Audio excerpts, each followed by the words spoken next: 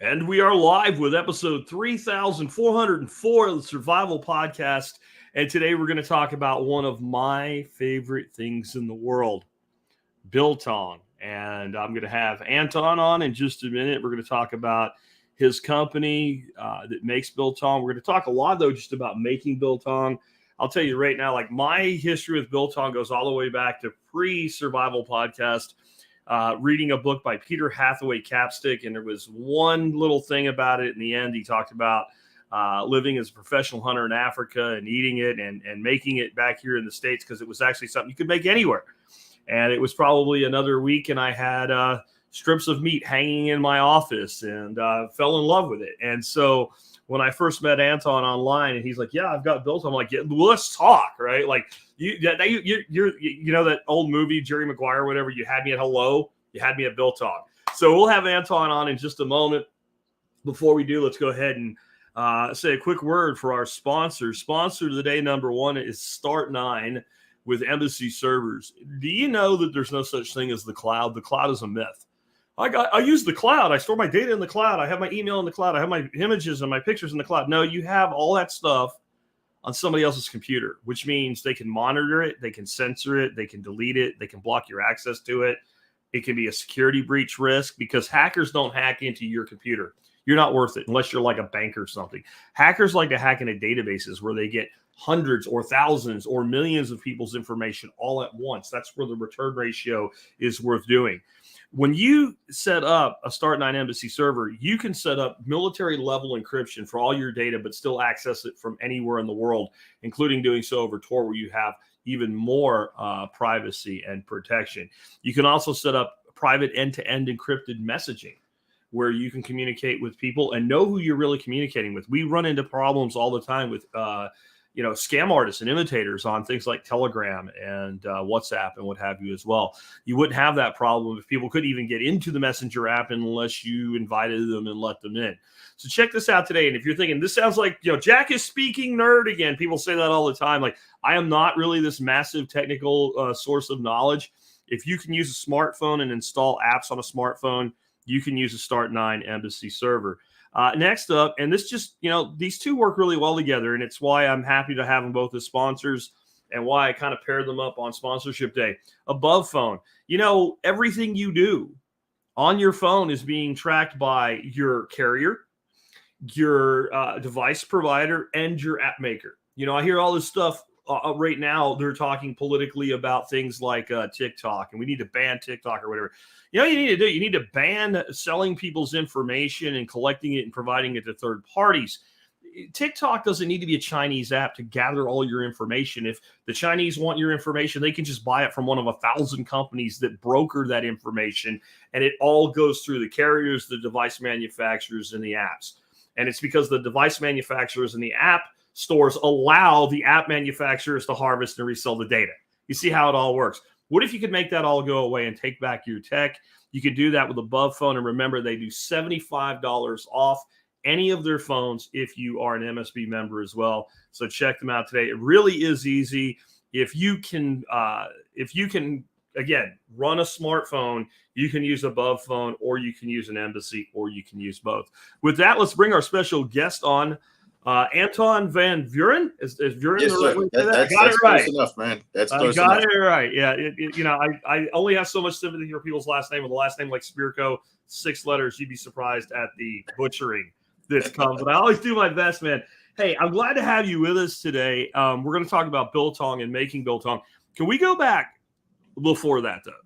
Like, what? Because I noticed that you had technology roles. So before you got into like making biltong and being in the food industry, what was your professional background and what led you to food? So I was involved in telecoms IT. So started off in kind of system testing, then support, then ended up in sales, which kind of took me out of the telecoms into my own businesses. And then after that, ended up back in IT. It's almost like it was a calling. And myself and one of my friends set up a company, which we ended up funny enough, selling some technology to companies in the US, which then brought me to the US, where I subsequently met my wife, who liked the food, the South African food, including biltong, of course. And she then convinced me that it would be a good idea to open a restaurant, which evolved into a market and, now massive biltong outlet, which then led me to you, I guess, and a few other people, that like the product. Yeah. Yeah, I've noticed that does seem to be a trend with kind of niche businesses with this concept of somebody went, and we obviously see it here in the United States, but I'm sure it goes the other way, right? Into other countries, that people move to a new country, they miss the things that they grew up with, and they realize there's this entire community, like expats from wherever they're from, that's into that. And then they build these businesses bringing the product into the country, or like you do with Biltong, manufacturing the old world product in the new world, or however you want to put it. And it seems to be a pretty decent model of success. Yes, if you can get it right. One of the limits you have here is your kind of FDA, USDA, health department. Man, those guys, they don't play. You get away with a lot more. When you're not in, let's say, I don't want to say first world country, but a less controlled environment, I guess is better to put it that way, where it's a little bit more flexible. I'm used to you walk into a butcher in South Africa, and biltong just hangs open in the air, and the guy will literally pull a slab down for you and say, well, you like this one or you like that one. And half the time he'll even let you kind of feel how wet it is. And I mean, you just walked off the street, so nobody knows where your hands were. So, somehow people aren't laying in mass graves in South Africa from tainted biltong. It's almost like salt, and acid and thyme actually cure meat to where it's safe for people to eat. Biltong, when it's completely dry, is shelf stable. So if it's dry, if all the moisture's out of it, which the best thing to do then is probably to powder it, so you can actually grind it up and use it in like breads. You put it on eggs and things like that, and you can just eat the powder, or the very dry kind of slices. You can slice chunks off it, so that's shelf stable. I like it the way I sent it to you. It's a little bit more moist, so which gives it a real good flavor, very close to prosciutto. So a lot of people match it with like jerky, and it's not at all even in the same. It's not even the manufacturing is not the same. No, it's much closer to your salamis and prosciutto and stuff like that, where it's air dried, naturally cured, and there's different opinions on it, but in my opinion, I like it when it's a little thicker sliced. When you cut your slabs to make your biltong out of, you can make it out of a like a top round, bottom round, eye of round. I mean, you can go into picanha. It's just the more expensive the cut, you got to realize you lose a little bit more than half your weight when you dry it. So whatever cut you use, if you at $15 a pound for whatever your meat is, by the time it's dry, you're at 30, just for the dry, or at 35, maybe 40 because of the weight loss. So you don't want to use massively expensive meat. And then stuff like a tenderloin is, you'd rather cook a tenderloin than make biltong out of it. It just doesn't make good biltong. You want to look for slightly lesser quality because the fat content will increase as the meat dries, because the meat part dries, the fat doesn't really. So that's kind of what you look at. I like it a little thicker cut and a little bit more moist. That's the way I just prefer it. And the longer it hangs, to me, up to a point, of course, but you want to look at 7 or 9 days. I find the taste there from my particular palate is about the best. A lot of people dry it for 2-3 days and it's very dry. They cut it thin. That's not the way I do it, or we do it here in any way. Yeah, I prefer mine a bit wet in the center, certainly. Yes. And like for making it myself, my favorite cut you mentioned to make it from is an eye of round. Yes. And to kind of give you an idea of like the size of it, like I would probably bust it in half so they're not too long, but I'll make probably 4 sticks out of each half of an eye around. Yes. Fairly substantial. And then when it's done, like you said, it loses so much weight. It almost feels mummified. And yes, exactly. Maybe we should, for people that are tuning in that maybe have never tried biltong or made biltong, can we just start off with what makes a cured piece of meat biltong versus something else, like a jerky or like a prosciutto or something? What is unique about biltong? So biltong is basically dried just at room temperature. You can literally take the meat, and if you go through the process of curing it, you can hang it under your ceiling fan in your living room, and just have the air move over it. So it's an air dried meat that's just slightly above kind of room temperature. So I always think of the kind of autumn breezes in South Africa, in the kind of Highveld, kind of an autumn breeze, which is probably running around 25 degrees Celsius, maybe like 72 to 75 Fahrenheit. That's kind of the air temperature that I always kind of think of, thinking of the, how the people. So biltong was made. Let me start there. Maybe that's a good idea. Biltong was made by what we call the voortrekkers. So the original settlers that came to South Africa. They, there are a few different stories. Some of them say that some meat that they kept in barrels with salt, the moisture drained out of it, and it kind of dried in the barrel. And then the guys were hungry, so they tried to eat it, and kind of biltong was born. There's another part that says the Bushmen, the original inhabitants of South Africa, which are the Khoi and the San, that ran around the Kalahari.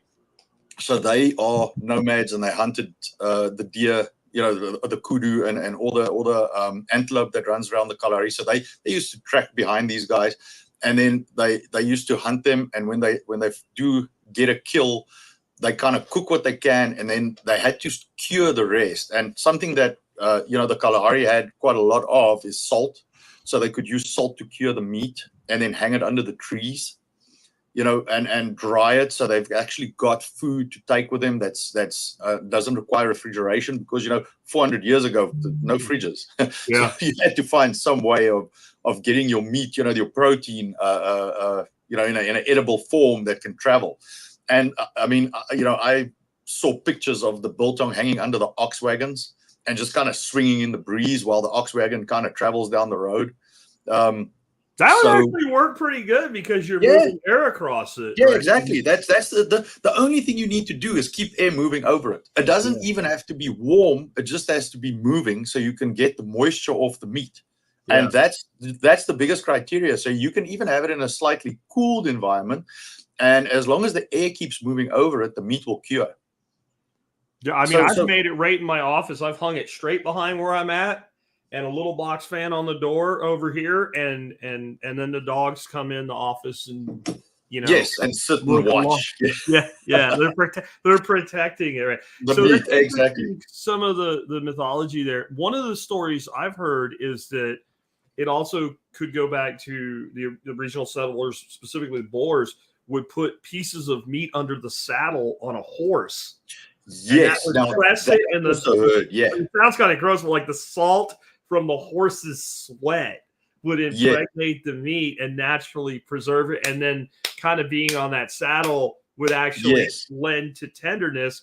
Which, one reason I actually give that some credence is I've recently got into making another cured meat called pastrama, which also is perfectly suited to eye of round. And bas in Turkish means to press. Yes. And so the meat is salted and weight is applied to it while it ages for a couple of days before you go to the next step. So maybe, I don't know, but it's like, I would guess the truth lies somewhere in the hodgepodge of all of these things. Like, surely the Bushmen that were there before settlers came had to preserve meat. Surely that the settlers that came observed that and emulated parts of it. Surely things happened. Like, oh, this tastes good. And it didn't go rotten. I absolutely agree. Right? I agree. I know. So there are a few different ways. One of the ways you can do it is you can use salt to cure the meat. So you pack it on salt, which is like the Turkish meat you just described. So that's one of the methods, which I think is closer to what the Bushmen did. And then the settlers brought vinegar with them. So they, and that's what we use, is we lay it in a vinegar mixture to kind of cure it, and then we spice it after. So you can either just lay it in salt, and then you can add, ingredients after that. Now, one of the things that I did read, which I think is probably from the settlers, is the coriander and black pepper was originally used to keep the bugs off the meat because they natural insect repellents. And now it's part of the taste. So if your biltong doesn't have kind of black pepper and coriander on it, it's just bland because it doesn't taste like biltong. Yeah. So that's now that I don't think come from the Bushmen, but I do think that was part of the European influence. And that would probably if the guy had the meat on the horse, he probably took it out after he was done, and then threw some coriander. Throw some shit on here because it tastes like horse. Not in a good way. Exactly.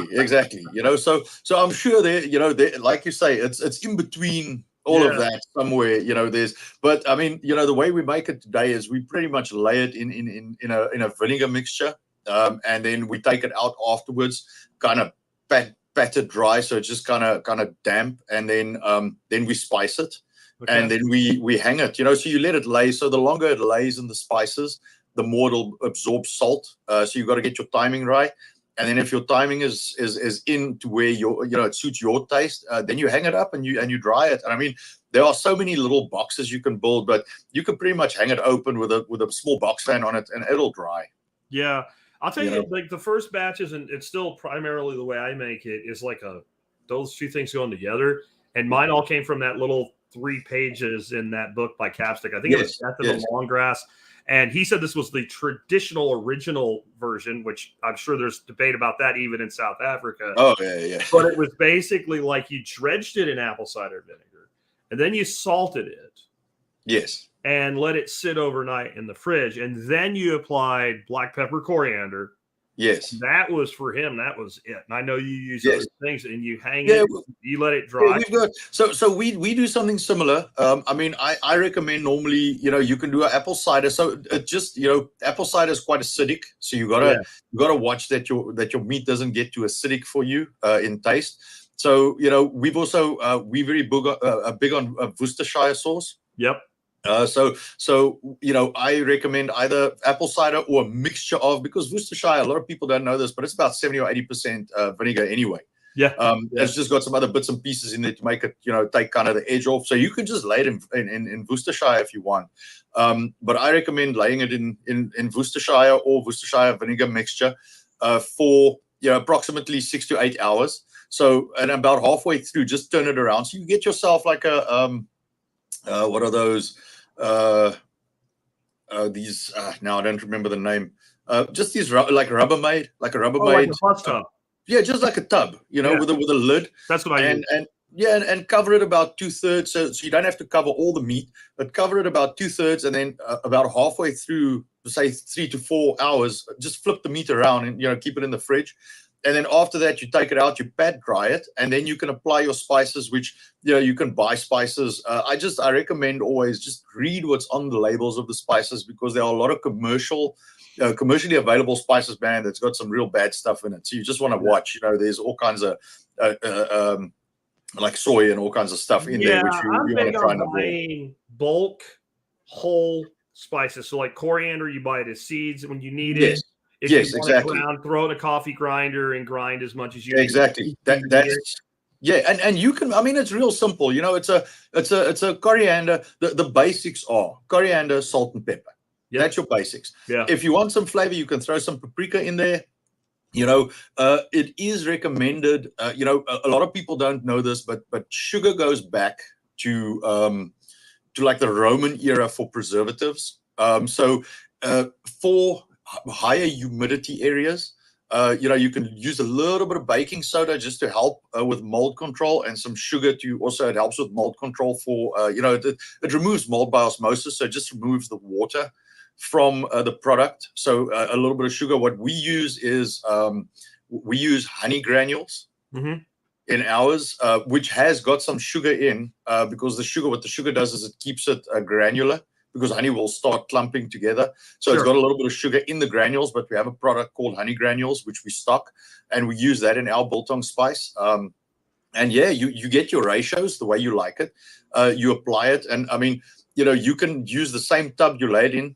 throw your marinade out, throw your spices in there, shake it around, lay it in the fridge for 4 to 6 hours, and then hang it up, and then you eat it, man.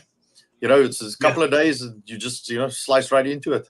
Yeah, people always ask me how long it lasts, and I'm like, pretty much forever, but it won't, because you're going to eat it. That's the thing. Yes. On the ingredients, dude, I get that. My guess is that even in South Africa, it's probably very much like chow chow in Slovakian regions of Pennsylvania, right? So my grandmother is Ukrainian. All my chuchis, which are like extended adopted aunts, are all Ukrainian. And everybody made chow chow, which is just basically a chunky relish from stuff that comes out of the garden. Every single one of them did it a little bit different. Yes. Everybody was sure theirs was right and everybody else was wrong. Oh yeah, absolutely. So what you don't see a lot here, which is, that's everywhere in South Africa, is butchers. So you have fresh butchers, and carcasses will hang in like open fridges, and you can pick. You can literally say, look, I want this lamb, or I want this half of this cow, or so you can pick, and the butcher will cut it up in your choice of cuts. So you don't see that here, and every butcher will have their own dried sausage and biltong recipe, literally. So you could have 3 butchers in a city and like only one of their products. So every guy will have his own mixture, and and people get used to that. So when they try yours, it's not quite to their palate because they grew up eating their butchers. So it's just and that's pretty much exactly like you explained. Yes. Yeah, I mean, like the first time I put a video up on how to make it on YouTube, it had to be 12 years ago. And I said, this is traditional South African biltong. And I was using Capstick's recipe. And I didn't use Worcestershire sauce, right? Yes. And I got shit from a bunch of South Africans. And they're like, it's not real biltong without Worcestershire sauce. I'm like, well, biltong goes at least back to whatever. It was like 17 something. And Worcestershire sauce is only 100 years old. So biltong predates Worcestershire sauce by 150 years at least. So it can't be required. But I get where because it is. I think one of the things about Worcestershire sauce, and I guess a lot of people don't know this, it's made with fish. Yes. So it's fish, vinegar, and salt, basically. Yes. And because of that, it has a lot of that umami flavor, which is great. But it also is very much a tenderizing for meat. And biltong, of course, we're curing it, so it's getting hard on the outside. And we're using probably lower quality cuts as far as tenderness, because it just makes sense to do that. So we're actually tenderizing. I think a lot of people, like the first time they try biltong, they're like, it's kind of tough. And it's like, well, how did you cut it? Yes. Right. Well, the way you cut it, once it's cured, I mean, has a lot. Well, even before it's cured. So the way, and this is, I had to learn a lot of these things, of course, because I don't know. I mean, I never made my own biltong till I got to the US, and then, you learn because you got to figure out some of these things. You're not getting any. Yeah, exactly. So you actually cut your eye, like if you take an eye of round, for example, you cut it along the grain when you make the biltong, and then you cut it across the grain when you slice it to eat it, and that makes it tender. I think if you cut it the other way, it's going to be stringy because then your slices are along the grain. So you want to cut it in the length of the eye of round. And whatever meat you use, you can normally see where the grain runs. So if you kind of look at the meat and you rub over it, you'll see the grain runs in a specific direction normally. So you just you cut it down down along the grain, so parallel with the grain, and then you hang it. And when it's dry or dry enough, then you cross cut across the strip of meat, and then you eat those strips, and that is real tender. That just pulls apart. Yeah, and it looks to me like you guys are using like a meat slicer with yours. And we've got. All my cured meats go on the meat slicer, and then our volumes are a little high for hand slicing. But for people making it at home, I mean, for years I just thin slice, like you said, across the grain, and it's you can do that with a knife. I mean, a lot of people because. It's literally addictive, especially if you get it right and it's good. I mean, you just sit and eat that stuff all day. So I get a lot of customers in that'll buy the whole slab, and they'll just take their pocket knife out and carve off a piece and eat it, just to keep it limited, so it's a little more difficult to slice. Because once it's sliced up, it's like potato chips, and you'll just dig in and just eat them all. So. Yeah, I know that it doesn't have a very long shelf life around here because I eat it. Yes, exactly. Can we talk a little bit? I've had some questions about Sure. different meats that you can make biltong out of. Hoax said, "Is there any meat you can't make it out of?" And maybe it's more like you shouldn't. And Lovecat was asking about making it out of lamb or rabbit. Personally, I would do it with lamb. I wouldn't with rabbit. What do you say? Yeah, so you got to remember that the meat's not getting cooked. So if there's any kind of game meat, like a pork that could have any kind of parasites in it, that would be a red flag. So it will very much depend on the diet of the animals. So I've had a few people try with lamb. I think lamb's too fatty. And there was there is a farmer in Texas that actually farms lamb, and he asked me, so why don't we make biltong out of lamb? I said, look, man, it's not a thing in South Africa. I can't exactly tell you why, but nobody does it. And he made some, and he said, okay, no, there's a reason it's not good. So that's what I don't think you can't do it, but I just don't think it comes out that good. Probably because of the fat content on the lamb. You got to watch for that. I haven't made it out of rabbit. So what's popular? I mean, I've made deer back straps. So I've done that, and that 100%, works absolutely. bro. Yeah, that's good. Yeah. That's really good. Yeah. I think you could probably make it out of any big game. So deer, I've heard a few people talk to me about whitetail. We've got bison in. Bison's just very expensive, but we've got some bison. In South Africa, you'll make it from kudu. You'll make it from kudu is very popular. Eland, springbok, that's normally all popular biltong. I've heard some guys talk about chicken. Personally, I try and avoid salmonella. No, I would not recommend that.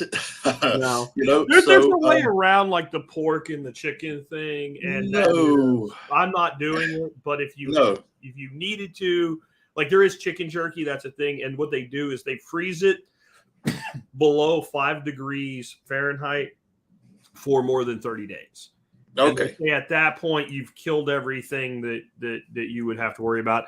And that's recommended. That's like a best policy with pork for things like prosciutto and all as well, because the big risk there is trichinosis, obviously. Yes. And a trichinosis worm does not survive, apparently, after that level of freezing. But part of my issue with doing it with chicken or rabbit is I want a big piece of meat. Like you said, I'll do a whole, basically bust it in half, 2 pieces of backstrap off one side of the deer. Yes. And that's almost like wrist size. That's like perfect. Well, you just don't get that kind of a cut off something like a rabbit or a chicken. Yeah, exactly. I mean, I know in South Africa, so in the Cape area, I mean, that's right on the water. So they do it with fish. They make a fish biltong called bokkums. And I always tease the guys from the Cape, and I say, you guys, you don't have any cows, so you got to use your fish. You don't know what real biltong is. But I mean, so it's possible to probably do it with most things, but beef is by far the most popular, I think, because it really lends itself well to that kind of curing process. It's not too expensive. It's readily available. The eye of round cut, I would recommend, is probably the best cut. I would say between a 3/4 and a 1 1/4 inch thick cut is what you want to look at. Try and cut it as straight as possible. So I'll give you a little tip if you want a simple workaround to help you cut your meat. You go to the hardware store. You go buy a steel ruler. Just like a 12-inch steel ruler. That thing is normally about 1 inch wide. And you just use that as a marker, and it's stainless steel. Yeah. You just use it to mark your meat with a steel ruler, and you just cut next to the ruler. And you can even lob it on its side, because a lot of times, if the eye's a little fresh, the eye round, or, even if you have a top round or whatever, it might roll around on you a little. Yeah. You can pop it on its side. You can put the ruler straight up on your cutting board, and you just cut on top of the ruler, so you use it as a spacer. Yeah. So, I mean, that's a technique that you can use to help you cut your meat straight, because if it rolls, you're going to find, you want to try and cut your biltong as evenly as possible. That'll ensure even drying. So if you've got thicker pieces, they'll take a little longer. So you might end up with one piece very dry and another piece a little moist. So you want to try and balance that out.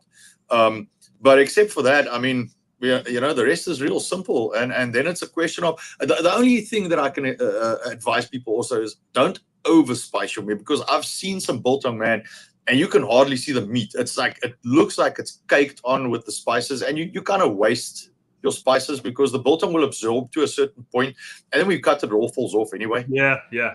You know. Yeah, So absolutely. you want to kind of, just put enough. Well, we do about what would that be in ounces? 40 grams. It's about an ounce and a half, I guess, of spice per kilo. So per 2.2. Oh, sorry, per two.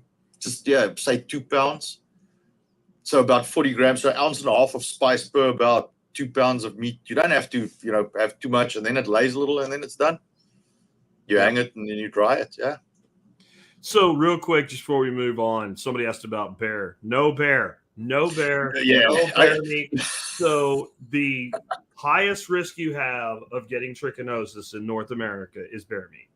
I did a lot of research on this when I got into curing meats, and it said that, like, if you kill a wild pig, you should assume it could have trichinosis. If you kill a wild bear, you should assume it does have trichinosis, because they eat everything, including dead shit off the road and what have you.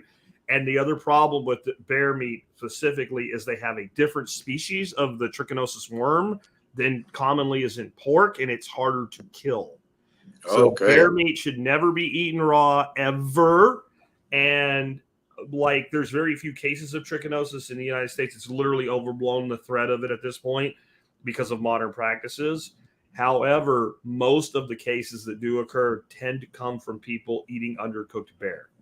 Like, somebody goes out and shoots a bear, and they have like a big bear barbecue, and they're eating, and I'm sure it tastes delicious, like rare black bear, backstrap or something off a grill. But that is not and it's also like, even though it's not as easy to kill with freezing, it probably does help.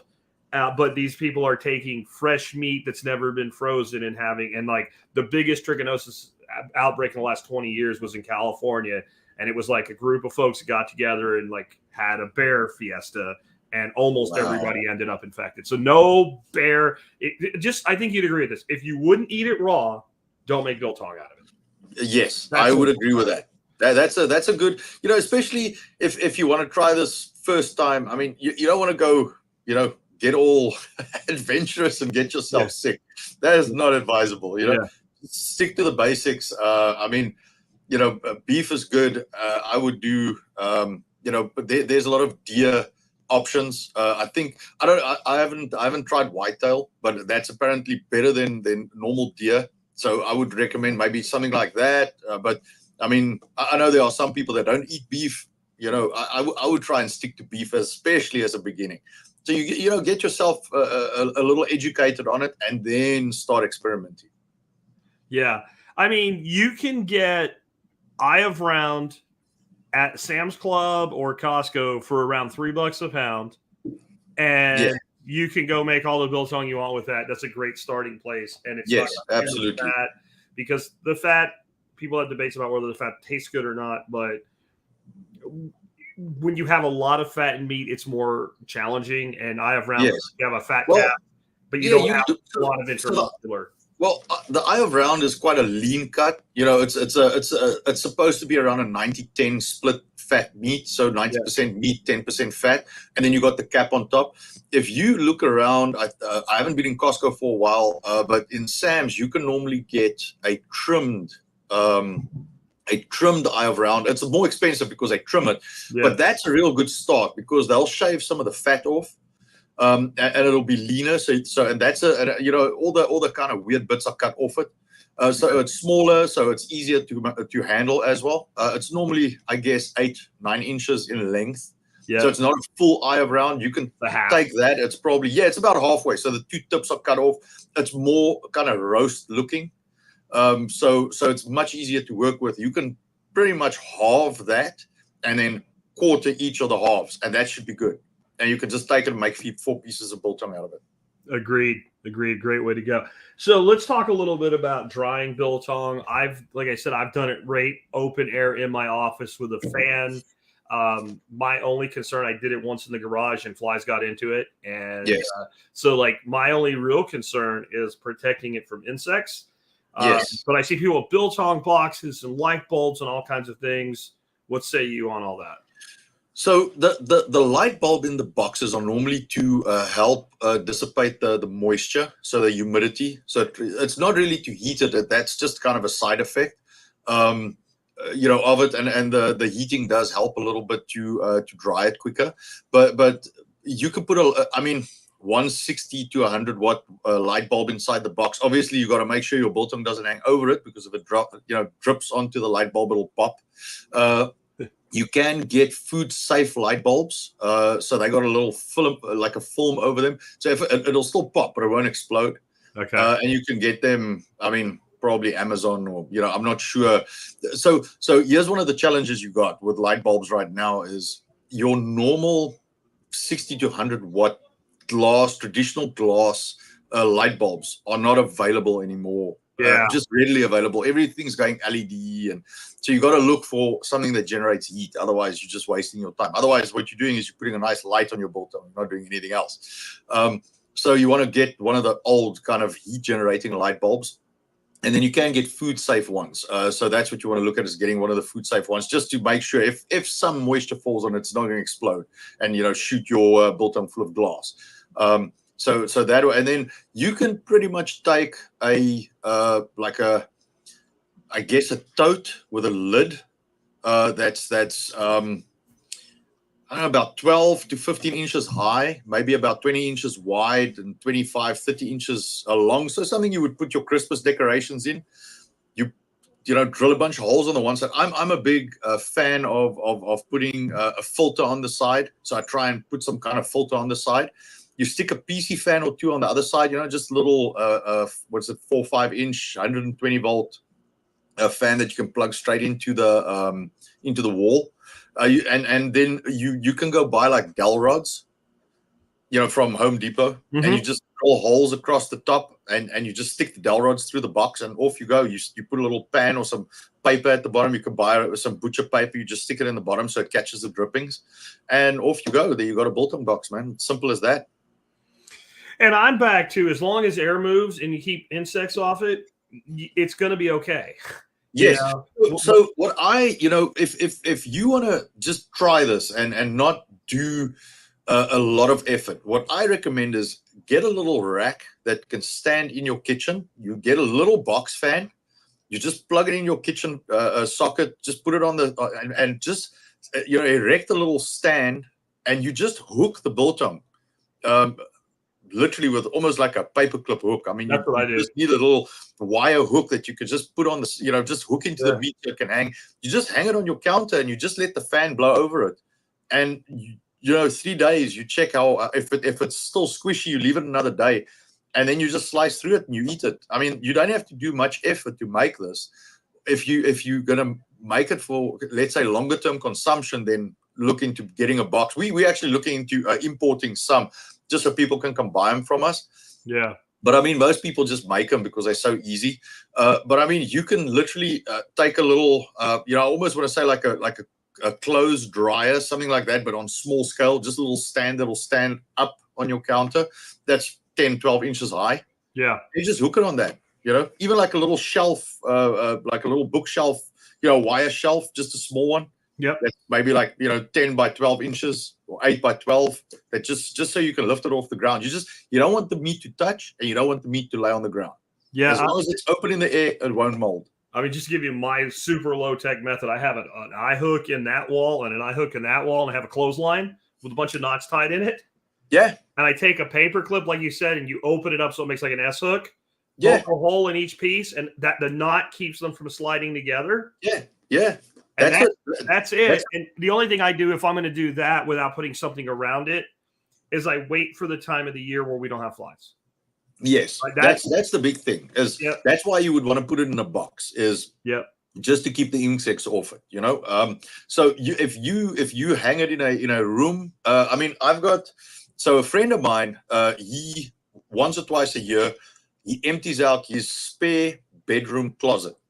Okay. And he just hangs it on the pipe in the closet. Makes sense. Just hangs the biltong. He puts newspaper on the floor. His wife has, a small heart attack every time he does it. So twice a year she almost dies. But he says he'll take the punishment. And then he just puts a fan on it, and it just blows till it's dry. And he takes it down, he cuts it up, and he freezes what he doesn't use. And biltong freezes well. You can vacuum seal it. You can pack it away. It's really good for survival stuff, man. For survivalist food, it's real good stuff. You can freeze it, and if it's real dry, I've got some that I'm testing now. So they've been vacuum sealed with some nitrogen. They've been on a shelf at probably 78 degrees for 3 months now, and there's no mold. And it's not hard, like sealed hard, like you would pull all the air out. Yeah. It's got nitrogen in it, so it's still, you can still shake it around. I'm trying to see how long this will last. So it's been 3 months and there's no mold. So I'm going to open it in about a month's time, and I'm going to have some of it, and we'll see how good it is. But I mean, if it's dry, so I'll tell you something else now. But if it's dry, it's basically shelf stable. And what people used to do, and a couple of my friends have told me, and some of my customers, reminiscing from days when they were young in South Africa, is they used to take the biltong. It used to just hang in the garage because the temperatures are a little bit more mild than they are here, and less humidity up in the Highveld areas in South Africa, so kind of Pretoria, Johannesburg kind of areas. And they used to take the biltong out of the, in the garage, take it off the hook, and then they lay it in between sheets of newspaper. And they take a hammer and they beat the biltong into like a flat sheet, and then they pull strips off it and they eat it like that. I could see that. Yeah, I could see just kind of flatten it with a hammer. So like a meat tenderizing hammer, you would take something like that and you would just beat it, in between like maybe 2 butcher sheets. If we modernize the process a little from newspapers and the toolbox hammer, who knows how much cadmium's in the newsprint or whatever, but but so you take some butcher paper and you take like a tenderizing hammer, and you just panel the biltong literally flat, and the meat will start coming apart. So as it comes apart, you just pull strips off it and you eat those strips. The one thing I would say not to do, because I tried it, because I had so many people on me about it, like, you should try this. Dehydrators. No dehydrator. I put some in an Excalibur. I set it, I think 85 is the lowest setting it'll go. Yes. I set it as low as it would go, and it did finish quicker, but it finished wrong, because it dried more from the inside out rather than the outside in. Yes. And it was really good thick jerky. It was not biltong.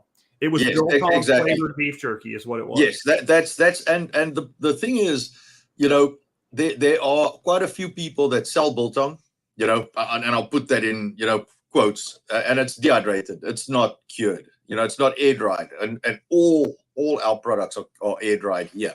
And that if you don't air dry, even if no matter what you do, if that goes into a dehydrator, the taste is not the same.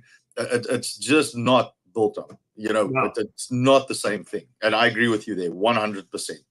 Yeah, don't do it. Don't do it. Don't do it. No way. It's not that it will be inedible, but like the two things side by side are so different that it doesn't make any sense. What are some of your favorite? I mean, obviously just cut it and eat it, but you mentioned some other ways. You have some other ways to use finished biltong, like when you're eating it. Oh yeah. So what we do, I mean, when you slice it, you can slice it real thin, and the thinner you slice it, you can put it on like bread. So what we do is we put it in omelets. So you use it like a type of a ham or cold meat. So we do it in omelets. You can put it on a sandwich. You can toast it inside a sandwich. You can make like a grilled cheese sandwiches, but you add biltong, and then if it's very dry, you can actually powder the biltong. And when you powder it, so we got a machine, but you can pretty much take like a grater, and you can grate it on a fine, like a fine grate, and you grate it into powder, and then you can use the powder in baking, like scones. You can use the powder in eggs or anything. You can, put it on bread as a powder. There's a lot of people. I mean, when we have time, we make powdered biltong, and we get a lot of people asking for it because they put it on eggs for their kids, or they'll put it on their sandwiches to school and stuff like that. We have, like in South Africa, we got biltong flavored everything. So we even have a cheese spread that's got biltong in it. Huh. I would try that. Yeah. I remember when I read Capstick's book about it, he said that like it's so innocuous in South Africa. It's like peanuts or pizza in the United States. Like it's everywhere. Like you go to soccer matches and guys are, instead of, you want a hot dog, they're walking around selling sticks of biltong at like soccer games. Yes, yeah, exactly. So it's everywhere. I mean, everywhere you go in, every supermarket, it's it's completely ingrained into our culture. So like here, when I came to America, it's kind of something you got to think about. It's like, all right, how am I going to make it? Where am I going to get it? But it's not a thought in South Africa. You buy your groceries, you buy some biltong, you buy a couple of beers, and you go home. It's just something you buy, and it's available everywhere. And various flavors, various people making it. If you don't like one butcher, you could probably drive 3 blocks and buy it from a different one and get a different taste. So it's 100% part of our culture. Yeah. So all these different ways of using it just makes sense, because when something's there that preeminently in your society, you're going to find other ways to use it. And oh yeah, some of it, yeah, like the dry stuff going on the eggs or whatever, like. So I have some biltong, I let it sit out instead of putting it away, it dried out. Now what do I do with it? Like a lot of stuff that we do comes from stuff like that. One of my favorite things growing up, my other grandparents' side, the non-Ukrainian side, was the shaved beef with the cream. They called it shit on a shingle, and my grandmother made that all the time, and everybody thought it was like crap food. I don't love this. Like, this was like salty meat and gravy and toast. Like, what do you want? Like, yeah. No, so I mean, we used to. I mean, we do a lot of grilling. So we set up a fire, and then you kind of socialize around that. That's kind of your Friday, Saturday, Sunday. I think every day, or at least one of those days, you'll have some friends around. You'll have a fire. Each guy will bring some meat, and whoever hosts for that day will have 2 or 3 pounds of biltong just sitting on the counter, and everybody will be snacking from that. Yeah. So instead of chips, as long as it remains. Yeah. So I wanted to ask you about a few of the things that you guys have beyond biltong that you've sent to me that I've been really enjoying, and some of the things I didn't know about. And I think they kind of fit in this whole world of biltong, some of them anyway. And maybe I'm getting something wrong here, but you have a product you call a Stix, S-T-I-X. And let me get that up on the screen. And not to put your biltong down, but I almost like this better than the biltong. But it's basically biltong, but it's not. I mean, how would you differentiate it? So this is still biltong, but what we do is we take the big slab and then we cut it in strips, much like jerky. Mm-hmm. And then you dry that, so it's a lot more. It absorbs a lot more of the spice because it's much smaller pieces of beef that then get spiced individually, and we lay them out and dry them. So they still get air dried, but it's I would say that's probably it's like a jerky stick, but dried like biltong with biltong spice, almost. If for lack of a better explanation. So we cut it thin like jerky sticks. And does the entire drying process, is it that small, or is it like you cure it to a point, cut it, and continue? Oh, no. We cut it beforehand. So you have this. So we cut it when it's raw, and then it goes through exactly the same process as biltong. And my way of eating this, because it is a little tough if you're like chewing on it, is I take a pair of shears and I just cut it in little like pieces, and then absolutely. It's like meat popcorn at that point, man. Yeah, exactly. So we got like a slicer. So you take 6 or 7 of them at once, and you just kind of chop through them. And you cut them like a half to a whole inch in length, and then you just, like you say, like popcorn, you just eat it, and it's really good. Really, really good. I think it's exactly what it is, because you're on a smaller piece of meat that the seasoning gets more intensely infused into the meat. And I had no idea that was a thing, even though I've had it before, because a friend of mine from the show went to South Africa on a hunt. And since I'm a fiend for biltong, he sent me a whole bunch of stuff from South Africa straight to the States. And it probably cost him more to ship it than it did to buy it. And some of it was basically in that stick form. Like, this is really good, but it's not biltong, but it's biltong, right? And so yes.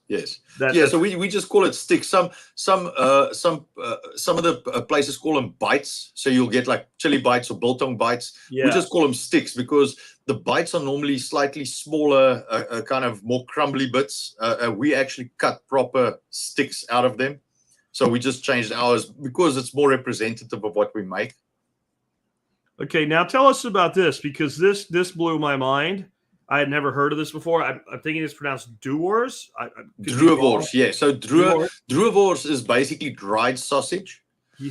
So we take a grind and we mix it with Worcestershire and spices and all kinds of stuff. So we mix it up, and then we press it into casings, and then we hang those casings and dry them. So it's a dried sausage, basically. It is. I almost completely destroyed an entire package of it in one go. Yeah, like it's very nice. It's very nice. It's different than anything. Like, it's a meat stick. It kind of looks like, your typical. It's nothing like any meat stick I've ever had. And I like cured meats, period. So like, I'll try anything that's cured meat. It's very soft. Yes, and that's delicious. But I found I kind of like it out of the refrigerator because the fat, I guess, firms up a little bit in it because there's fat in it, and I kind of like it a little bit better that way. So, is that a very traditional South African thing? Yes, and again, very per butcher can be completely different. Everybody makes it a little different. I make mine. So most of the ones I've had in South Africa, I wasn't a big fan because you kind of they're normally very fatty. Okay. And you kind of get a fat coating in your mouth, and a lot of people like that. I'm not a big fan. So we make ours more lean than the kind of traditional one because I just like it that way. And then we have our own spice blend that we use for it, and it's like you say, it comes out real good, and I prefer it as well if it's not in the fridge. If it's you can see we're out of stock because someone just walked in and bought countless pounds of the stuff. So we're making new ones tomorrow, so we'll be good again by the weekend. But I prefer it when it's basically when it just comes off out of the drying process before it's gone in the fridge. It's awesome. Or if you leave it out of the fridge for like 30 minutes and let it just get up to room temperature a little bit, it tastes wonderful. Now, what about this stuff here? This cabanossi, I guess, because this isn't South African, or is it? It's yes. So when I tried to figure out, because we had a butcher in our city, and we had a couple, but the one made cabanossi that I really enjoyed, and I wanted to try and replicate it. Now, mine's not as good as theirs, but it's a decent representation. So yours is freaking delicious, dude. Yes. I didn't even know you made this, and it showed up. I'm like, what the hell is this? And I took a bite. I'm like, oh, this is mine. That's it's mine. So from the research I've done, it's actually a Polish sausage called a cabana. Okay. And a cabana or cabanos. And somehow this ended up, I found some of it in Australia, and of course we have it in South Africa, and there are different recipes. So some of it's all pork. We have a pork beef mixture, and then you obviously got to put some curing salts and stuff in there because of the pork, and some good spices. And everything we do in sausage is in lamb casing. I'm not a big fan of using pork casings for dried sausage. We've got a traditional kind of just sausage grill that we make as well. That we'll do in pork casing, some of it. But for drying, if you're going to cure meats, I try and avoid pork as far as possible. On the cabanossi, you can't avoid pork. It's part of the mixture, so we use some salts for that. But I stay away from the casings as pork. Okay. So it's all lamb casings. Okay. Well, that is probably my favorite thing I've ever eaten from you guys. And I'm a complete freak for biltong. But that was like, and I think mostly it was that I'd never had it before. Yes, it's very good. The Droëwors I'd never had before, but I've had things very, very similar. It was like, this is like a totally new, unique, shiny thing that I need to eat now. Yes.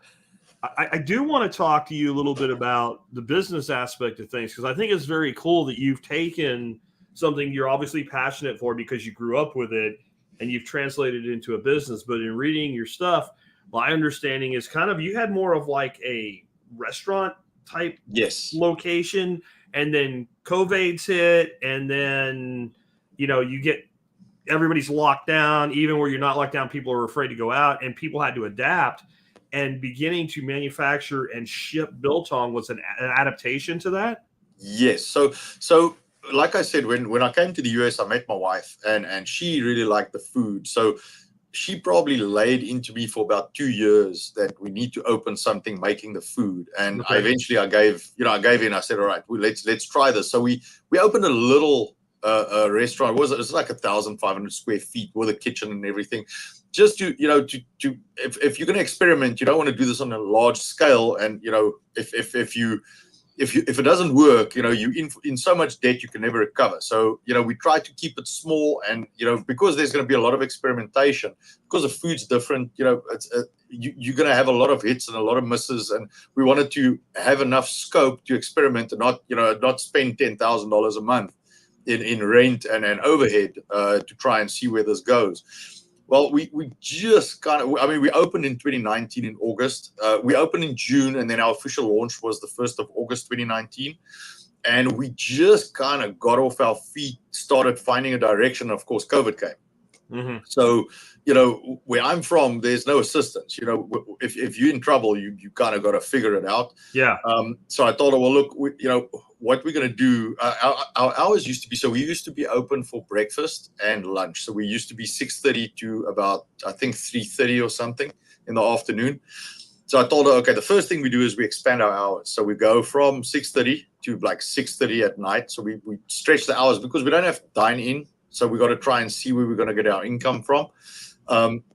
So we stretched our hours, and then we had to figure out what people wanted for home use, because nobody's coming in to dine. So you've got to try and adapt to get people to to take stuff home. So we swung around and started manufacturing all kinds of stuff. So we had chutneys, which is like a savory jam. We started manufacturing chutneys. We have what we call pastry pie. So it's almost like an empanada, but you bake it in the oven, and it's got fillings inside, like protein, like meat fillings. So different flavors of meat inside the pastries. So we made some before COVID, but we jacked that up. And then, of course, biltong, we just jacked up big time. Because that's easily shippable. It's high power relative to weight. It's shippable. Like, you don't have to put ice packs in. You just send it. Yes. Exactly. So we tried to find a market, to support us, and because we basically so what happened was in November 2019, my wife had our youngest daughter, and she was involved in the hospitals, in the medical field.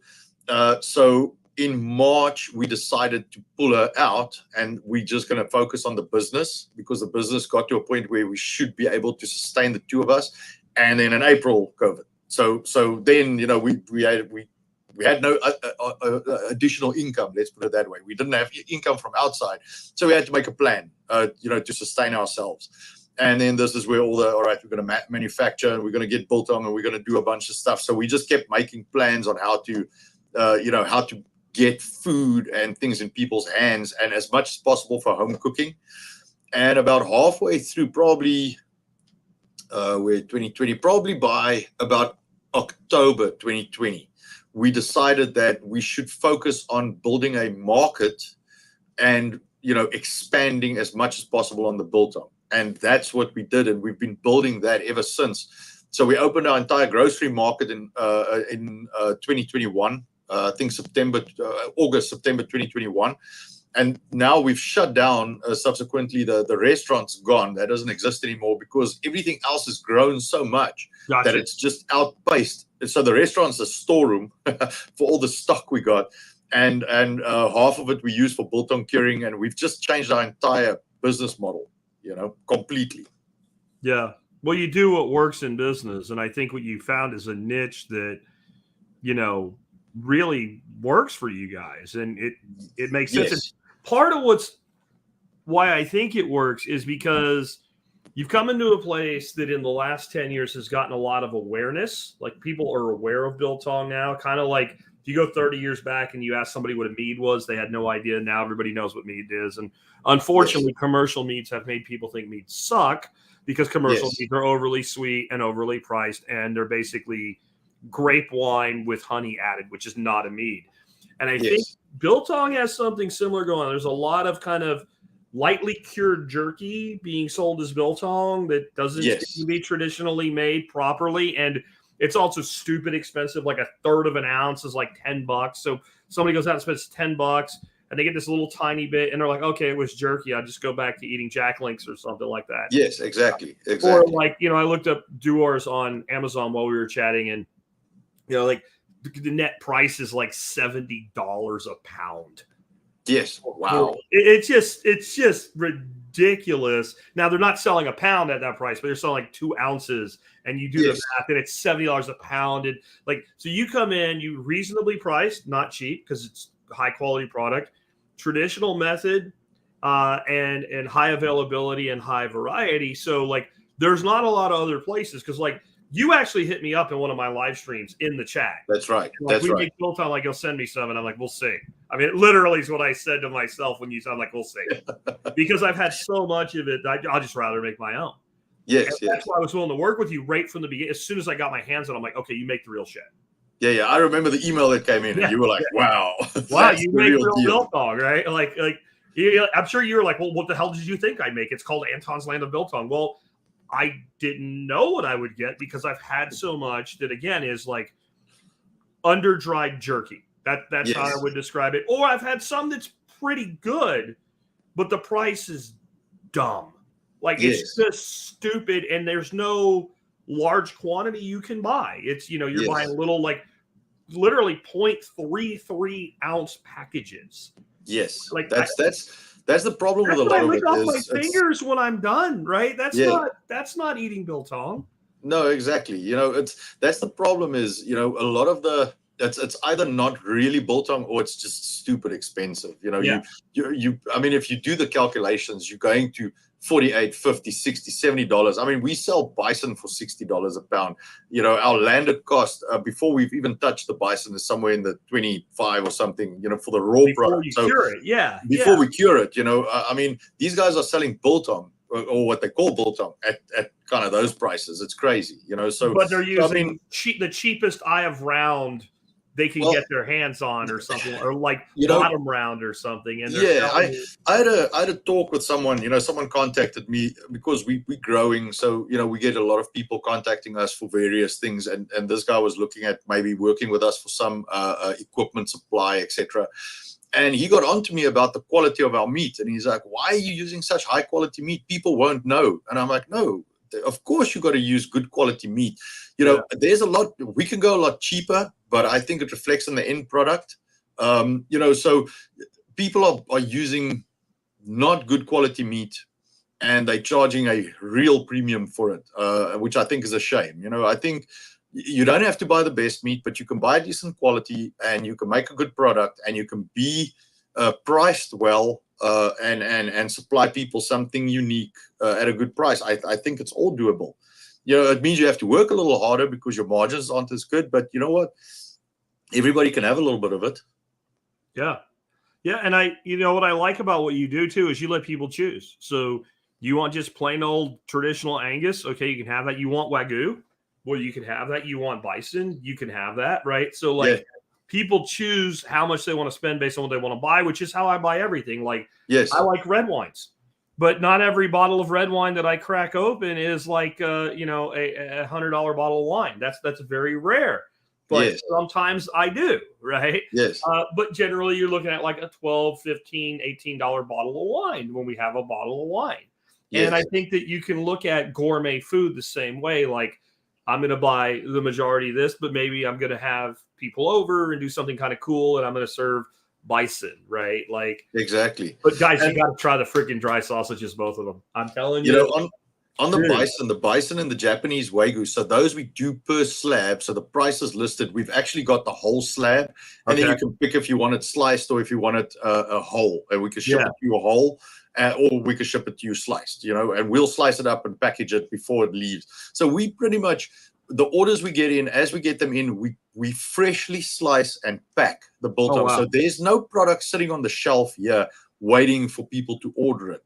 The bison and the Japanese Wagyu, that as it comes down, as it's done drying, we basically take it and we seal it up.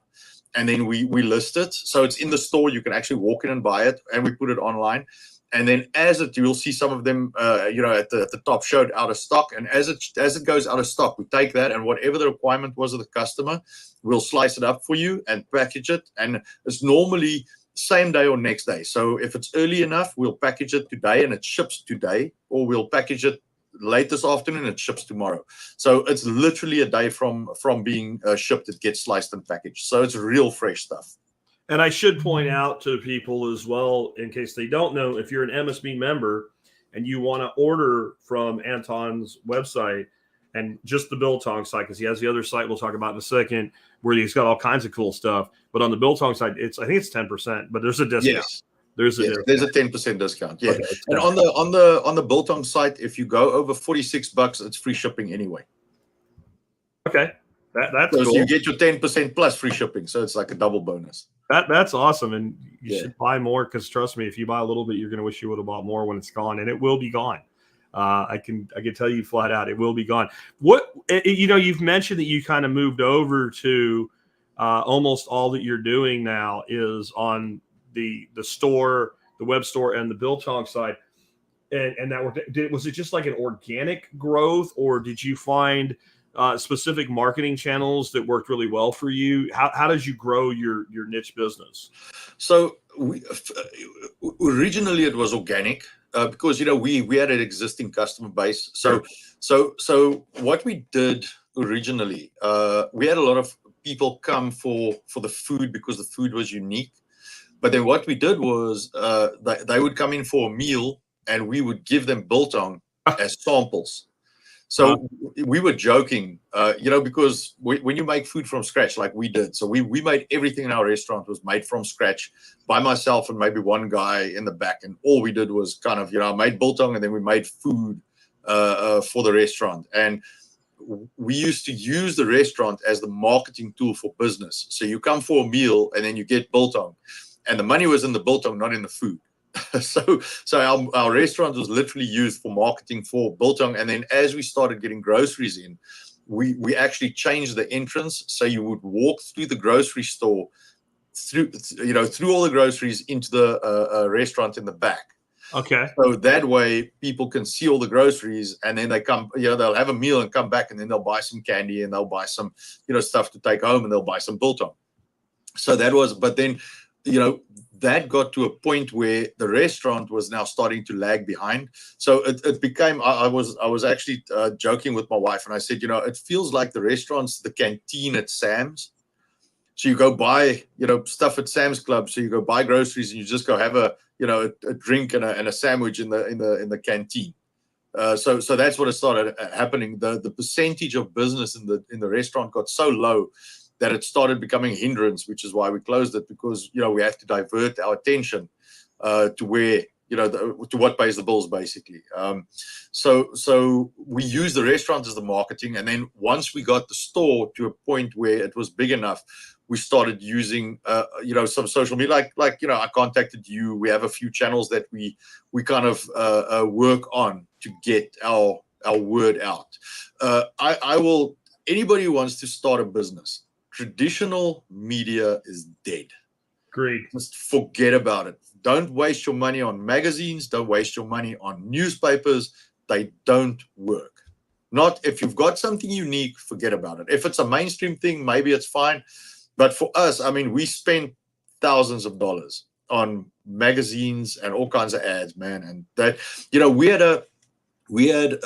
on the back of the Tom Thumb receipts, there's some sales. You can take the receipt to some place and you can go redeem whatever. So we had for a year, we had an ad running on the back of 2 Tom Thumb receipts where you could get one breakfast sandwich and buy one and get one free. And we had 2 redemptions in a year. Yeah. So, and that I think it cost us like $700 a month, man. It's like for nothing. You got nothing out of it. So don't waste your money on that. I think the traditional media, there might be for certain things, but traditional media is dead. It doesn't do, unless you're a franchise, or unless you're a big name, or unless yeah, I don't know. Maybe if you install pools, I don't know. But for what we do, it did not work. Like not at all. So let's take a few questions. We got a few here. I think this one we really kind of hit already, but we'll speak to it again quick. Hogus says, how do you keep pests and insects off your Biltong while curing? That's where these boxes come in. And literally, like, to me, just a framed out 1x2 with hardware cloth on it would do that. Anything that creates a physical barrier is kind of, to me, the best way to go. And then the other thing is, like I said, I usually make mine in the winter. We just don't have flies in the winter here. And I make it right back there behind my head. You got anything to add to that? Yes. So you want to put it in an enclosure. Hold on a second. My kids just found me. You got to go out, sweetie. I'm busy on the. Yeah, come, go out. Yes, thank you. I'm sorry. I got 3 kids, so they just found me. I've been hiding away. Right. But so that's why I said, the box with the enclosure. So you can use like a tote, and you can stick a filter on the one side. You can get the dowel rods from like Home Depot. So you can go get like a tote you would put your Christmas decorations in and stick it in your ceiling. Something that's got a lid on it. You can put a filter on the one side. You can stick dowel rods through it. Make sure it's probably 18 inches high. So just, so your biltong doesn't hang on the ground. Stick a PC fan on the other side, and then you just, you hang your biltong, you put the lid on it, and you close it up, and that way nothing gets in it, So I'm not a big fan of just drilling holes on the one side because insects can climb through it. So I like to put some kind of cloth over it, just something to, that can suck the air through, but keep the insects out. And that would be, that. I mean, if, like you say, time of the year. So you want to try, especially if you're not going to do it in your house per se. If you have high humidity, it'll mold, it'll go rancid. You've got to keep the humidity down. So if you're going to make it in your garage, which is fine, you got to do kind of this time of the year, November, December. If it gets too cold, it'll freeze. It won't cure. So, kind of January might be out this side. And then, of course, if you're up north in the country, you got to watch your temperatures. If it's too cold, it'll just freeze your meat, Yeah, and I'm going to bring up real quick here, kind of one made out of a tote.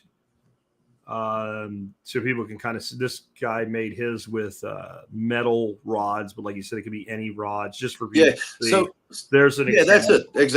Exactly. And you can stick, I mean, of course, if you're going to stick a light bulb in it, you got to make sure that it's like a little bit more durable than that box, but that'll work fine. You don't need the light bulb. You don't need that'll a light work bulb. Fine. No. And I normally advise, if, I don't like using any metal. If you're going to use metal, generally aluminum is food safe. So try and use aluminum rods. If you don't know if it's stainless, rather go for aluminum. Yeah. And I mean, like you said, wood dowels are cheap, and you're holding up a piece of meat. You're not holding up a house. Yeah, and also you're going to put a hook in the meat, so it's not like you're sticking the wood dowel through the meat. You put the hook into the meat, and then you hook the other side onto the dowel, so the meat won't touch the wood.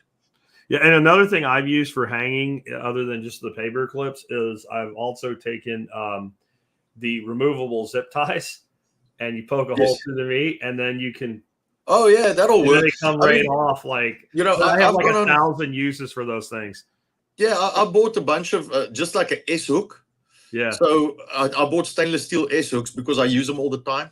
Yeah. And then we just wash them, we stick them through wash. And I mean, something else I would advise people to do, and we just get it from Sam's Club, is there's a sanitizer that you can buy. It's a restaurant sanitizer. It's kind of a pinkish liquid, and you use very little by yourself, a kind of spray bottle.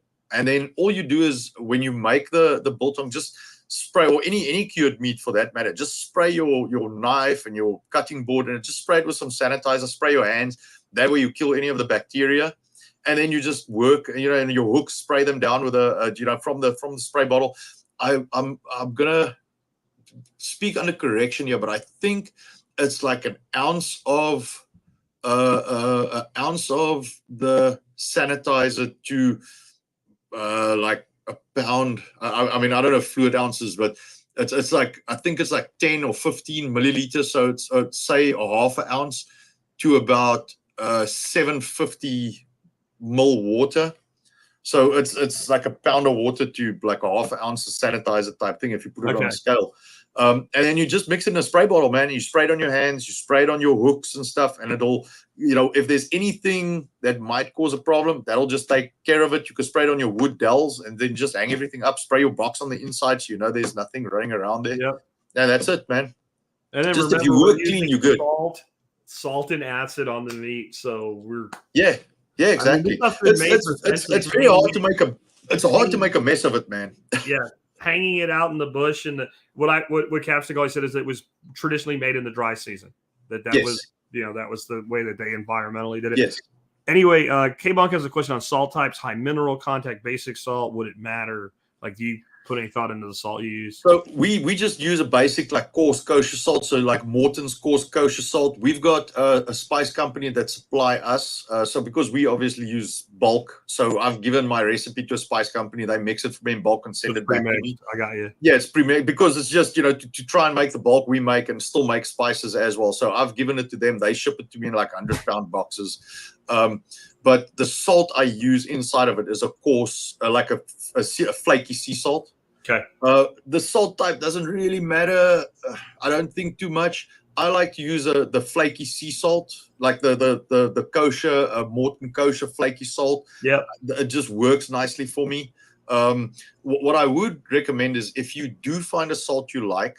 And of course, I mean, there's so many salts on the market. Some of them are real expensive. If you find one, because remember, it's going to go on the biltong, so you don't want to use. I mean, I've got some. I can't remember it's basically Celtic salt. I've got a salt here that's like $30 for 2 pounds. You don't want to use something like that. That's unnecessary. But if you find a salt you like, write down your weights so you've got a basis to work off. So if you make your recipe, write down what you use. And then try and buy the same salt over and over because salts do change all kinds of stuff, So here's a couple of tips. Roast your coriander before you grind it. It just brings out the flavor. So roast the coriander. Use a probably 16 mesh black pepper. It's a little coarser. It works a little better. A 25 mesh is about a normal table coarse black pepper. So you want slightly coarser. You probably find a restaurant grind or something like that. So just slightly coarser black pepper. A flaky sea salt. Like I say, I used to use the Morton's kosher. I've got a different one now. I can't remember the exact name, but it's on our website. The salt is there. So I use that. It's also a kosher salt, a flaky salt. It's just the Morton salt seems to be a little hard to get a hold of, and this is more. I can get a hold of this a little easier. So we use it in our bulk production. So a flaky sea salt is what I prefer. I use the honey granules. You can use some brown sugar if you want in your mix, just a little bit. You don't want to get it sweet. You just want to use it for its preservative properties. And if you're in like DFW or any kind of humid area, like add a pinch or two baking soda, just like a small pinch, and mix it in. Don't put too much in because if you put too much in, it'll be bitter. So you want it just a little bit, and it just helps to kill the mold if mold would form. That's for humid areas. If you're not in humid areas, you can reduce the sugar and you can take away the baking soda completely. Like in the drier areas, in the kind of center north of South Africa, baking soda is not used, but at the coastal areas, it's recommended to be used. So high humidity areas, it's just for mold prevention. But you gotta use just a little bit of that. And I would say for the homemaker, you may not be doing it by weights. Like I don't ever give anybody weights. Like this container here's about how much I would have in the refrigerator overnight before it's on. You're making huge batches. You have to comply with the FDA and all. But this is why I'm completely in agreement with something with a coarse, flaky salt, because I do it by eye, and you'll know what you like. If you're using a fine salt, it's very hard. Yes, because it hits the meat and it's gone. Where the flaky stuff or the kosher stuff kind of stays visible for a while before it starts to get, absorbed into the meat. Yes. You can get a very good visual on how much. And for black pepper, again, if you're making this much, you should have in your kitchen, if you care about flavor, a pepper mill and set your pepper mill to the grind you're looking for, and again, for the homemaker, small batch, I found a lot of I've talked to tons of people that do different cured meats, especially like old Italian guys from prosciutto and stuff. And when you ask them how much salt per pound, they're always like, no, exactly. No. No, I look and I know, and I'm like, but how do I? You'll know if you do it. You'll know. Like Yes, exactly. You know, exactly. So yeah, that's the thing for home. I mean, you'll see, and feel. I mean, it took me a long time to be able to convert things into weights. I used to just cook by feel and by taste, and if that's how you do it, just you do it the way you think you would like it. I mean, but again, you're talking about somebody making 5 pounds of raw meat into biltong or 10 pounds, where you're making, maybe 100 pounds a batch or more, right? So yes, exactly. Do things differently in your world. Yeah, exactly. And we got to be consistent. If yours is a little more salty this time, a little less salty next time, it doesn't matter. Yeah. We have to be consistent all the time. Yeah, I 100% agree with that. The biggest thing is roast your coriander. You can roast it in a pan. On the range, you could just kind of heat it and roast it and get a little bit of smoke going on it, and then grind it up. And I mean, you could pretty much grind that. I would, if you're going to make something like that, I would buy a little like a small coffee grinder. And it's a little coffee grinder, spice grinder. You just throw it in there, grind it up, and you can see if it's too coarse or not coarse enough. And then the one other piece of advice I'll give you is, if you want to make a bit of chili biltong, if you want to add a little bit of bang to it, get yourself some peri peri. It's a real nice spice for spicing up. So I use a little bit of red pepper flakes, a crushed red pepper, and then I use peri peri. It's just that the heat on the peri peri is a lot smoother, if I can put it that way, than a lot of the kind of jalapeno, habanero kind of heat, I'm kind of a freak for like the different tinned fishes, especially like from Portugal and Spain and all of that. That's a very common thing in a lot of their tinned food is the peri peri pepper. Yes, I believe actually comes from Africa. Yes, it's an African bird's eye chili. Yeah. Peri peri, and there's all kinds of ways. It's got heat, but I find it to be less. Like if you have like a habanero style heat or something like that, and maybe not even as hot, maybe like a serrano or something, it gets in your mouth and it stays. And like the peri peri it's got some persistence, but it's got less, I guess, is the way. So it kind of slowly comes in, gets to a kind of a heat, and then it slowly dissipates. Where sometimes I feel with some of the other peppers, like the habanero, it's like a punch in the mouth. Like it's there and it just burns you. And the peri peri kind of smooth. Yeah, the peri peri comes in real smooth, kind of heats up, and every bite you take kind of adds a little bit of heat, and then it slowly dissipates again. It's a real smooth heat. I really like it. So that's the pepper I would suggest if you want to use it, because it's more traditional to what. That's the secret, guys. That he gave away some inside info on the Inside Baseball there, real quick, and then we're gonna tell people where they can go get all this stuff. Kayvon has one more question for you. Is there a rehydration of biltong and cook with it in dishes? I have heard of people using like the powdered as like a thickener in soups and stews, but you got anything else? Yeah, so it's just, you got to watch the price point here, because biltong's expensive. But so we have this thing that we call a potjie. So a potjie is like a pot, basically, and you make it on a fire outside. So we have these 3-legged pots, and we stick some hot charcoal under them, and then you cook in the pot outside, and it's like a traditional South African kind of fare, I would say. So you'll have a bunch of mates around, and you'll put oxtail or chicken or lamb neck or whatever, and you'll make a stew. But the secret is you don't stir it.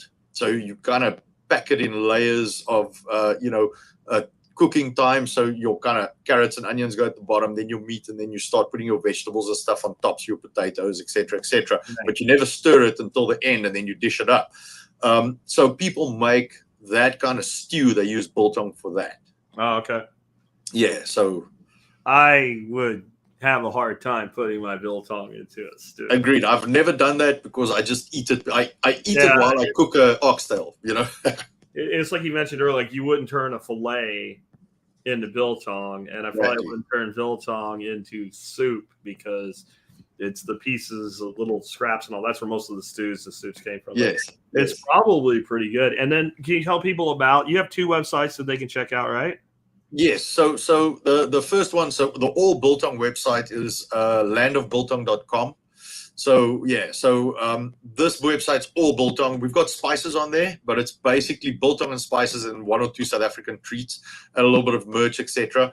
But this is all biltong, and on this website is, like I said, $46, free shipment. You know, we try and get the product out there. So the philosophy and this to the marketing question you asked me. So with us noticing not a great pickup with traditional media, you know, if you use magazines, etc. So what we've done is we've decided to subsidize shipping and get products in people's hands. Okay. Instead of putting ads in papers. So I'd rather take a beating on product and get it to you and eat some of it and eat some of the cost. And then you have something you can actually try. And if it's not what you like, then at least you know, and you didn't break your bank to get it. Okay. So that's the kind of philosophy we went to. So that's the Anton's. So it's landofbiltong.com. It's Anton's Land of Biltong, and then of course my handle. Not to to be too facetious, but my handle on Twitter, and then normally when I do the Rumble chats and stuff, I try and kind of avoid the YouTubes. That's King of Biltong, so I'm the King of Biltong of my Land of Biltong. So there we go. All right. And then we got Anton's Meat and Eat, which was our original site. So that's all our groceries and everything else. So the kind of bison, Japanese Wagyu, and the specialized stuff you can't get on the Anton's website, but you can get everything else, plus a whole bunch of groceries and all kinds of things. And we're expanding on this. So we're doing more groceries. It's all imported. Nothing's locally sourced. We've got a couple of breads on here and stuff as well. So, but all our groceries are imported, and we find that the preservatives, etc., used in the imported groceries are not as as much of it as you would find locally. So no corn syrups, no soybean oil, no, very limited on MSG and things like that. So, what we tell people is it's slightly more kind of whole foods, that kind of line. So it's slightly healthier groceries, and that's how we market it. Very cool. And I think there's a huge reality to what you just said there. I follow one particular creator on TikTok, and all this person does is show the labels and the ingredients on the same food, like in Europe and the United States. Yeah. So like you can buy Doritos in the United States. There's like a third of the ingredients in them, though. Yes, exactly. We put 66% more stuff, and almost all the stuff that we put in is stuff that you're trying to kill us, is how I feel. Like, yes, exactly. Clearly the bag of Doritos in England can sit on the shelf and not go bad, and people buy it and eat it. So all this other crap, you would think adding more crap would make it more difficult to produce, but I think poor health is the goal of the mainstream food industry. That I do not people that disagree own the with. mainstream food industry own the pharmaceutical industry and the medical device industry. So I'm just saying you might want to think about what you eat. Yeah. Yes, absolutely. We try and promote, read the labels, look at what's in the products you use, even as much as spices. We found a lot of spices, commercially available spices, have all kinds of stabilizers and thickeners and anti-caking agents and stuff. Exactly. So we try, and the products we provide, I mean, the commercially available products we buy in from abroad. I mean, they have in what they have in. The spices that we sell, that we use, have none of that in. So all the you'll see there's kind of bigger spice bottles. I don't know if the name is on our website, called it's Southern Style Spices. It's a local company in Texas. We use their spices. That's all clean, and what's on the they explain exactly what's in the bottles and what you get. So it's real clean spices. That we exclusively use those spices in our manufacturing. That's awesome, man. That's awesome. So, folks, I have Anton's 2 websites, his Instagram and Facebook for both sides of the business. That's all in the audio notes that will be available about 30 minutes after we finish the live stream. We always get somebody's like, it's not there yet. Well, we're not done yet, right? I have to finish and I have to get the audio version up. But right down in the video notes, if you're watching the video, right in like the first line, there's a link to where that'll be. So if you didn't write it down or whatever, don't worry. And if you're an MSB member, make sure you use the discount code, because it only works if you use the code. So I don't know where people get this, but sometimes they get a member like, well, I ordered from so-and-so and I didn't get a discount. Did you put the code in? No. Well, then you wouldn't get it. How would they know? I don't have like my database synced up with all my vendors, right? Like that. That's not a good privacy setting if we were doing that, right?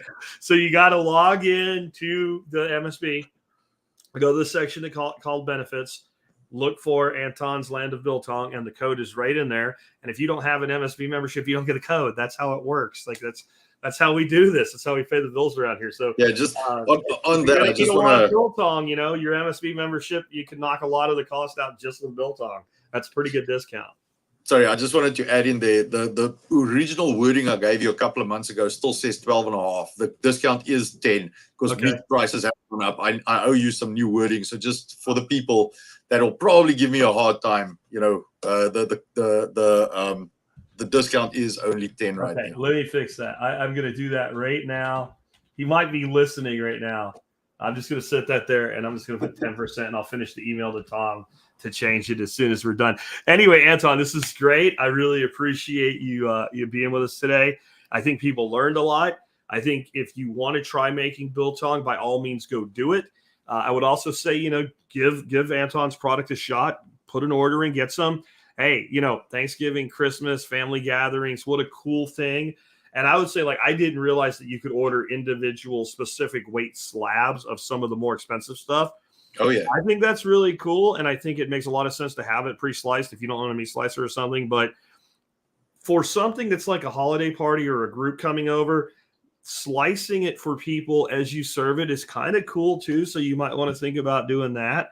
I think there's a lot of opportunity to expose people to new things. And one of the things I love about food in general, and specifically the type of food you have all from South Africa, and with the influences there, because if you look, there's a lot of multicultural influences there too, because there's a lot of people that came from, like you said, like the one sausage actually originated in Poland, but somehow ended up having its own version in South Africa. Yes. It's the single easiest way to experience other cultures is to eat their food. Yes. And I think it really helps you develop an understanding beyond your own borders, you know, not to get too woo-woo or anything, but really I think it does. And it's part of what I love about it, because a trip to Thailand is really expensive, but you can learn how to make really great Thai food. Yeah. Right? And then you have some window into the life of other people. Yeah, well, I'll tell you something. Something we've done here a little bit.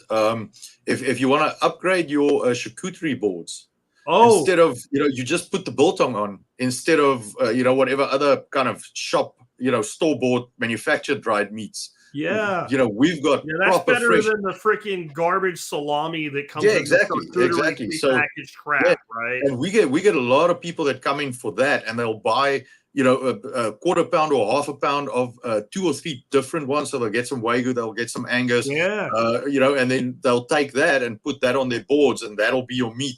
We've got some chutneys.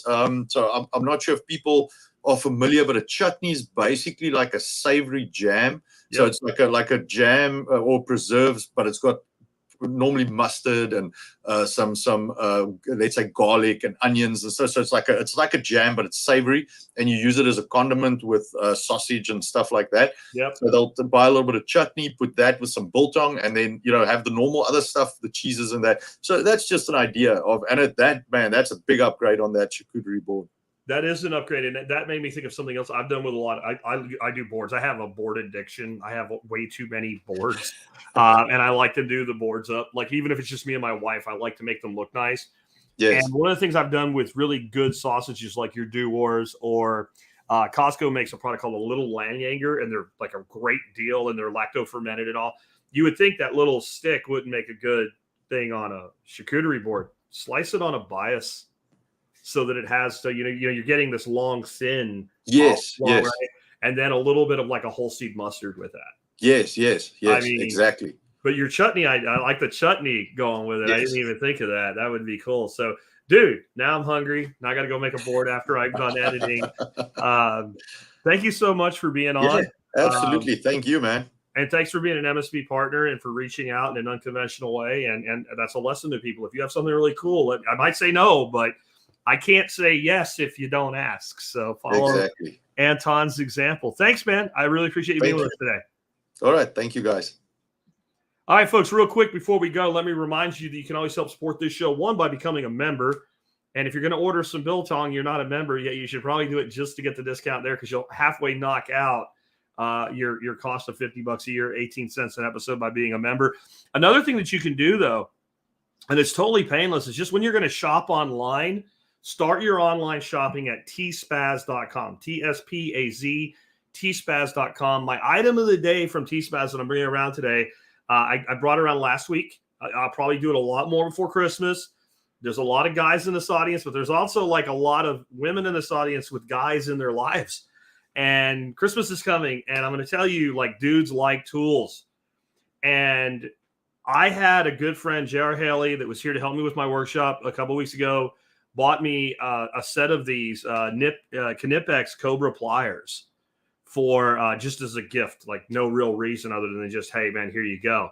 And I mean, I was outside doing some work, and he pulled a little 7-inch pair out of his pocket, and I used it. I'm like, oh, where do you get these? And I was going to take a picture of the handle just because I was so impressed with them. He's like, I got you. Don't worry about it. Since then, I've picked up some of the smaller ones to use for EDC. They're like a channel. I hate to say they're like a channel lock, but if you're not watching the video, how do you know what I'm talking about? They look like a pair of channel lock pliers, but they're like 100 times better. They're German made, German engineered, and they actually lock in place. A little button, you slide them to wherever you want them, and they have a grip like you can't even imagine. In fact, one of their claims to fame is that you can take these, and they don't, again, it's not like a vice grip. It's just tension. And when you put them on something like a pipe, a grown man can literally stand on the handle and they won't slip. And that's because the teeth on them are engineered like a snake's teeth. They curve in. So like if you get bit by a rat snake, nothing happens if you don't do anything. But if you pull back, it hurts because the teeth rake against it. It's like that. But since they're one direction with that, so they'll lock on like a downstroke, but they'll slip on an upstroke. So you can use them like a ratchet. They are the single best pair of pliers I have ever put in my hands in my life. I don't oversell stuff like this. You guys know that. I'm just that impressed with them.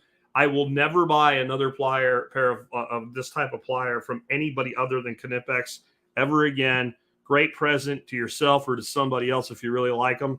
Certainly a little bit pricey, but it's kind of a buy once, cry once type of thing. And again, if you check out like the 6 inches, the 5 inches, and the 4 inches, any one of those, awesome EDC. I mean, I'm considering getting rid of my multi-tool and going to a knife, an EDC pair, screwdriver, and a pair of these, because there's nothing you can't do with that you could do with a multi-tool. Anyway, guys, I got to go. Appreciate you being with me today. We'll have an expert council Q&A show tomorrow. That will be a non-live stream because it's different people from different walks of life. And then we'll have a Friday flashback on Friday. I keep saying next week will be regularly scheduled. Next week is Thanksgiving. You should order some biltong for that. Maybe you'll get it in time if you do it right now.